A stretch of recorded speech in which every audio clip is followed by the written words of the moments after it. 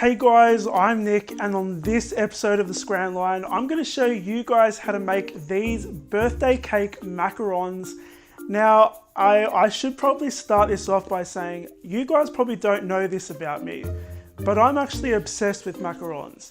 And I think I have talked about a little bit about my origin story with macarons in another episode, so if you can find that, I've already told that story. I might tell it again another time. But I am obsessed with macarons. I love making macarons. I love macarons. And so I decided I'm going to make a special macaron for you guys. I'm making a birthday cake macaron. So these actually have birthday cake inside them. And they've got bubblegum frosting as well. It's absolutely delicious and it's amazing. It's such a good fit. The cake and the bubblegum frosting, absolutely amazing. These are the ingredients you need to make them. Okay guys, so to make these birthday cake macarons, the ingredients you're going to need are almond flour, icing sugar. Now you want to make sure that's pure icing sugar, caster sugar, 2 lots of egg whites, vanilla extract, water, pink food dye or any food dye color of your choice, some sprinkles and some vanilla cake. And you can find the full recipe on my website, thescranline.com, or I'll leave a link in the description down below for you guys to follow. So we're going to start off by popping our almond flour and icing sugar into a food processor. Now if you don't have a food processor, you can use a sift to do this. You'll need to sift it about 3 times. Now the aim of this is to get everything mixed in nicely and make sure that if there's any lumps of almond flour that are a little bit too big, that you're getting those a little bit smaller or collecting them if you're sifting them.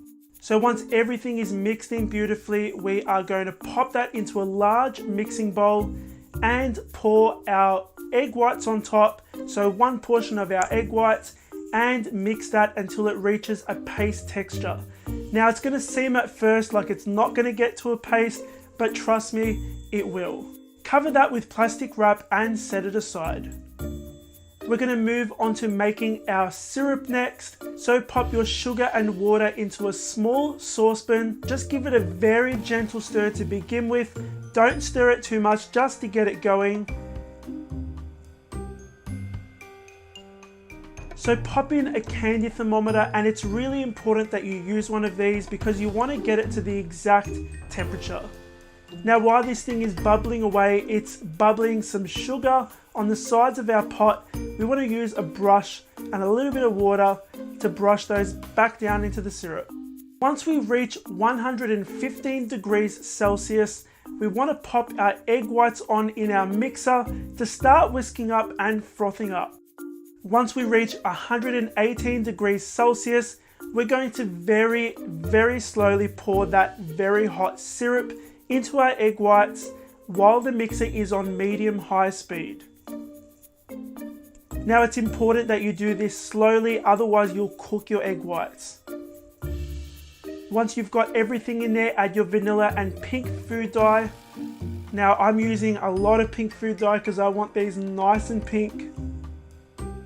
Now we want to scrape down that bowl because you can see there's a little bit of white there still. So we want to make sure everything is colored evenly. And mix that up until you reach stiff peaks. So you'll also feel the side of the bowl cooling down. That's a good indication that you're done as well.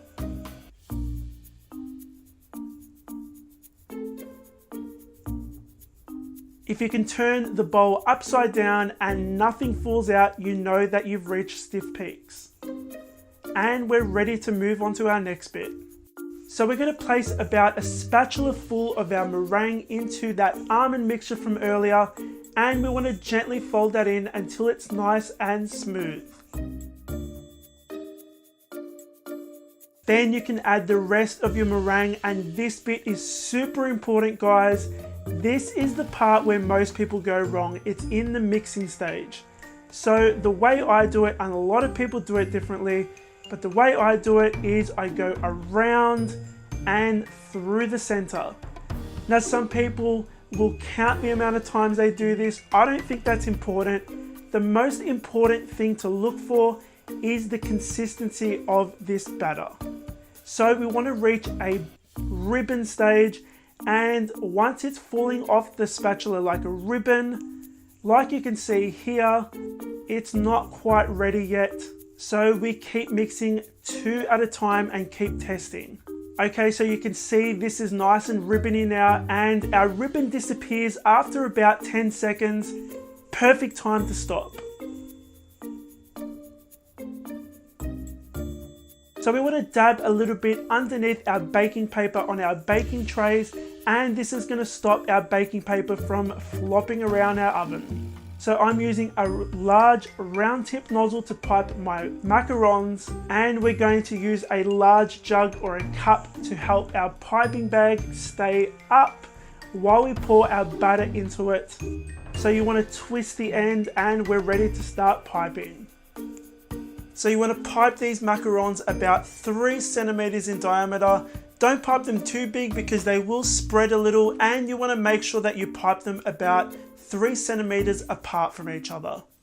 So once you've piped all of your macarons, we're going to very gently tap each side of our tray, and that's going to help any air bubbles come to the surface.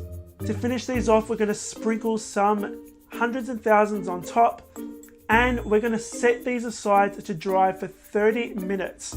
Now at this stage you can preheat your oven to 180 degrees Celsius. You'll know your macarons are ready to pop in the oven when you touch them very gently and they've developed a little bit of a skin on top and aren't sticky anymore.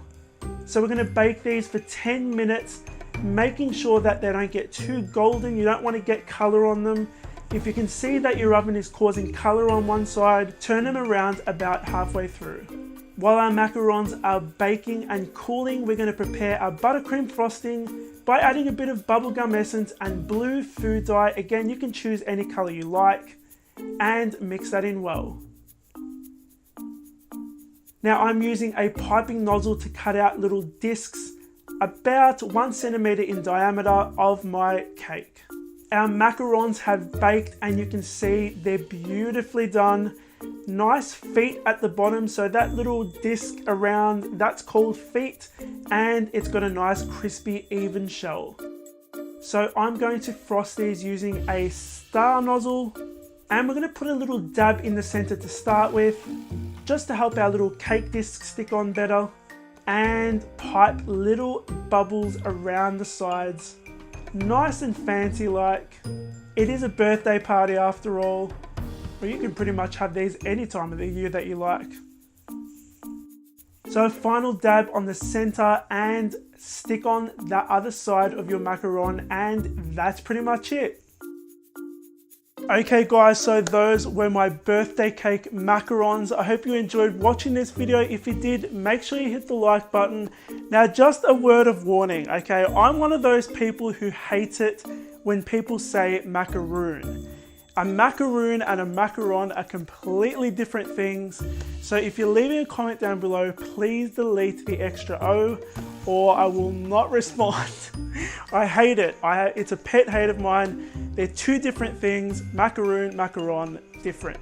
So you're going to find the recipe on my website, thescranline.com, or I leave a link in the description down below for you guys to follow. Make sure you follow me on social media. My last recipe is over there for you guys to watch, so click on that for more deliciousness. Thanks for watching guys. I'll see you all on the next episode of The Scran Line.